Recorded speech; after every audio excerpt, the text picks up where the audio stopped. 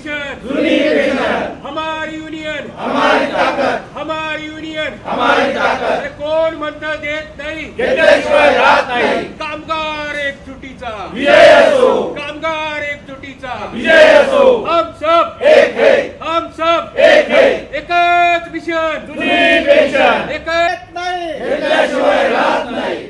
जुन्या पेन्शनच्या मागणीसाठी राज्य सरकारी कर्मचाऱ्यांनी पुन्हा एकदा संप पुकारलेला आहे। संपाची हाक दिलेली आहे। नाशिकमध्ये आपण जर बघितलं तर एकीकडे आरोग्य कर्मचारी जे आहेत ते या संपामध्ये सहभागी झाल्याचं बघायला मिळत होतं, तर आता महसूल कर्मचारी संघटना यासोबतच राज्य कर्मचारी संघटना देखील या संपामध्ये उतरलेल्या आहेत। आपण बघत आहोत नाशिक जिल्हाधिकारी कार्यालयाच्या आवारातच अशा प्रकारे हे सर्व कर्मचारी जे आहेत ते एकवटलेले आहेत। काहींनी डोक्यामध्ये टोपी देखील घालून याचा निषेध नोंदवलेला आहे। कर्मचारी पदाधिकारी त्यांच्याशी आपण बोलूयात। सर, काय नक्की आपली मागणी आहे? नमस्कार, मी दिनेश वाघ, अध्यक्ष राज्य कर्मचारी संघटना नाशिक।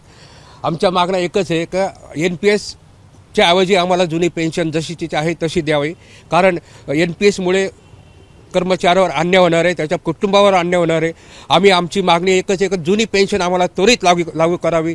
काल शासनाने आमचे मागण्या फेटाळलेल्या आहे, पुढे ढकलत आहे, असं करत आहे, परंतु आम्ही ठाम आहोत, सर्व कर्मचारी एकदम ठाम आहोत का आम्हाला जुनी पेन्शन ही मिळालीच पाहिजे। कारण जुनी पेन्शन ही आमची सामाजिक सुरक्षितता आहे आणि भविष्यात आमच्या कुटुंबाचं प्रगत होणार आहे, त्यामुळे आम्हाला ही जुनी पेन्शन अत्यंत आवश्यक आहे। सर, काही महिन्यापूर्वी देखील तुम्ही संप पुकारले होता, तेव्हा तुमच्या मागण्या आम्ही पूर्ण करू असं सांगितलं होतं। पुन्हा एकदा तुम्हाला संपात उतरावं लागतंय, कसं बघताय? 6 महिन्यापूर्वी ज्यावेळेस आम्ही संप केला होता तर त्या शासनाने एक समिती स्थापन केली होती आणि समितीला विविध कालावधी ठरवून दिलेला होता अहवाल सादर करण्यासाठी। आता त्यानंतर 6 महिन्याचा कालावधी जाऊनही कुठली पॉझिटिव्हनेस त्याच्यामधून आम्हाला दिसत नाही आहे। शेवटी प्रश्न पण आमच्या भविष्याचा आहे ना, आम्ही किती दिवस थांबणार?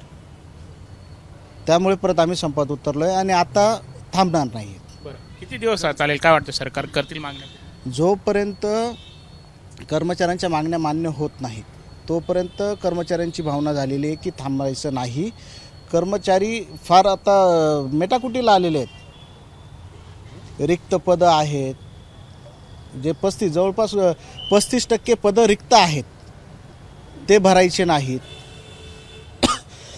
एकंदरीत आपण बघत आहोत की अशा प्रकारे अनेक त्यांच्या मागण्या आहेत। यासोबतच आपण जर मागे जर बघितलं तर फ्लेक्स लावण्यात आलेले आहेत, काही स्टिकर्स छापण्यात आलेले आहेत आणि हा संप म्हणजे अस्तित्वाची लढाई आहेत आणि आता बंधू भगिनींनो सज्ज व्हा असं त्यांनी म्हटलेलं आहे। जोपर्यंत मागण्या आमच्या पूर्ण होत नाही तोपर्यंत आम्ही मागे हटणार नाही असा इशारा जो आहे तो सरकारला आता देण्यात आलेला आहे। सरकार आता यांच्या मागण्यांकडे कसं बघतंय, काय तोडगा नक्की काढतंय हे पाहणं महत्त्वाचं ठरणार आहे। कॅमेरामन किरण काटरसह प्रांजल कुलकर्णी, ABP माझा, नाशिक।